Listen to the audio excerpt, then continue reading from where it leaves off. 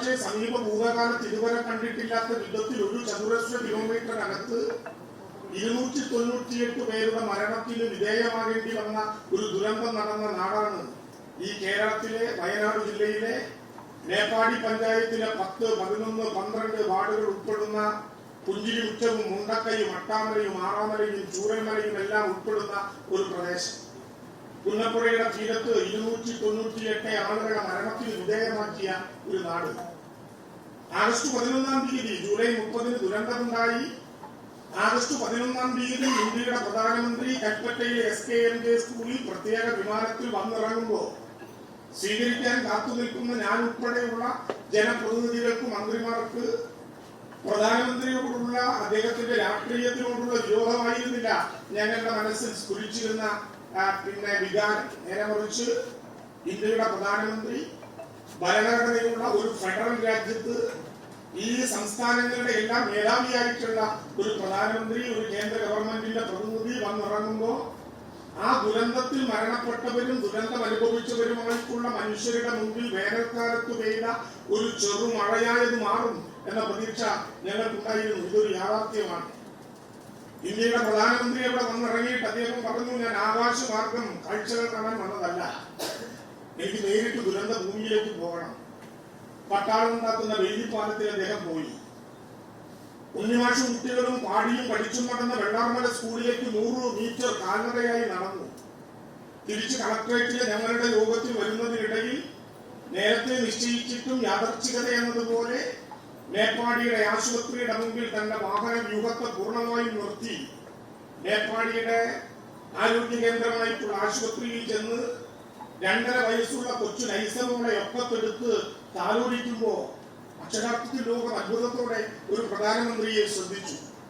മലയാളത്തിൽ മാത്രമല്ല, ലോകത്തിലെ വിവിധമായിട്ടുള്ള എല്ലാ ഭാഷകളിലും ഇറങ്ങുന്ന ദിനപത്രങ്ങളിലും വാർത്താ ചാനലുകളിലും വെളുത്ത താടി പിടിച്ചു വലിക്കുന്ന 2.5 വയസ്സുകാരി കൊച്ചിനെ ചേർത്തു പിടിച്ച പ്രധാനമന്ത്രിയുടെ പടം വെച്ച് അവരവരുടെ ഭാഷകളിൽ പത്രങ്ങൾ എഴുതി ദുരന്ത ഭൂമിയിൽ ഒരു കുഞ്ഞിനെ കളിപ്പിക്കുന്ന ഇന്ത്യയുടെ പ്രധാനമന്ത്രി.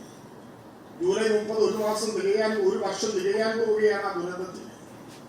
ആഗസ്റ്റ് 11-ന് ലോകത്ത് ആഗസ്റ്റ് 12-ന് പ്രസിദ്ധീകരിച്ച പത്രങ്ങളുടെ അടിക്കുറിപ്പ് ഒരു കുഞ്ഞിനെ കളിപ്പിക്കുന്ന പ്രധാനമന്ത്രി എന്നായിരുന്നുവെങ്കിൽ ഒരു വർഷം തികയുമ്പോൾ ഈ കേരളം തിരിച്ചറിയുകയാണ് യഥാർത്ഥത്തിൽ മേപ്പാടി ഗവൺമെന്റ് ആശുപത്രിയിൽ ഈ ഇന്ത്യയുടെ പ്രധാനമന്ത്രി കളിപ്പിച്ചത് മലയാളത്തിലെ ഒരു കുഞ്ഞിനെ ആയിരുന്നില്ല, 3.5 കോടി മൂക്ക് താഴോട്ട് നീണ്ട മുഴുവൻ മലയാളിയെയും കളിപ്പിക്കുകയായിരുന്നു അക്ഷരാർത്ഥത്തിൽ ഇന്ത്യയുടെ പ്രധാനമന്ത്രി.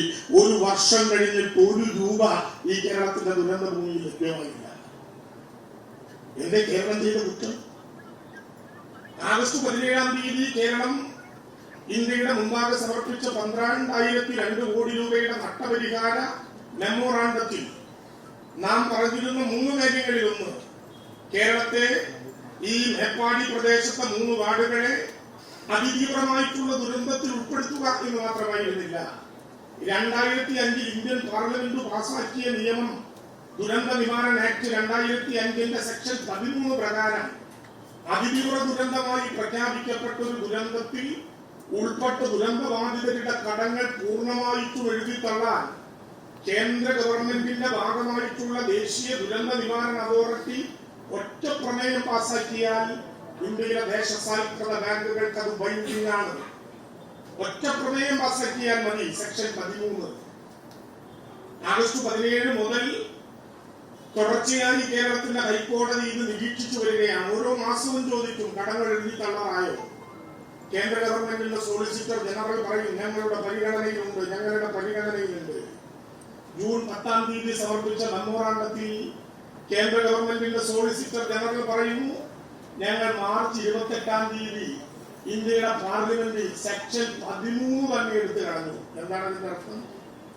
സെക്ഷൻ 13 പ്രകാരം കടങ്ങൾ എഴുതിത്തള്ളാൻ ദേശീയ ദുരന്ത നിവാരണ അതോറിറ്റിയുടെ ഒറ്റ യോഗം, അമിത്ഷാ അധ്യക്ഷനായ ഒറ്റ യോഗം മതി എന്നിരിക്കെ കേരളം എന്ന സംസ്ഥാനം മാത്രം ആവശ്യപ്പെട്ട ഈ സെക്ഷൻ നടപ്പിലാക്കാതിരിക്കാൻ ഒരു ദുരന്ത നിവാരണ ആക്ടിലെ സെക്ഷൻ തന്നെ എടുത്ത് കളയുന്നു എന്ന് പറഞ്ഞാൽ അതിന്റെ അർത്ഥം എത്രമാത്രം കേരളത്തിലെ ഒരു ഗവൺമെന്റിനോട് ആ ഗവൺമെന്റ് ഇവിടെ ഭരിക്കുന്നു എന്ന ഒരൊറ്റ കാരണം കൊണ്ട് ഈ നാട്ടിലെ ദുരന്ത ബാധിതരായിട്ടുള്ള സാധാരണ മനുഷ്യർക്ക് ഭരണഘടന നിലനിൽക്കുന്ന ഒരു സംസ്ഥാനത്ത് ഒരു കേന്ദ്ര ഗവൺമെന്റ് എടുക്കുന്ന വളരെ അപകടകരമായിട്ടുള്ള നിലപാടുകൾ, ഇടപെടലുകൾ എന്താണ്?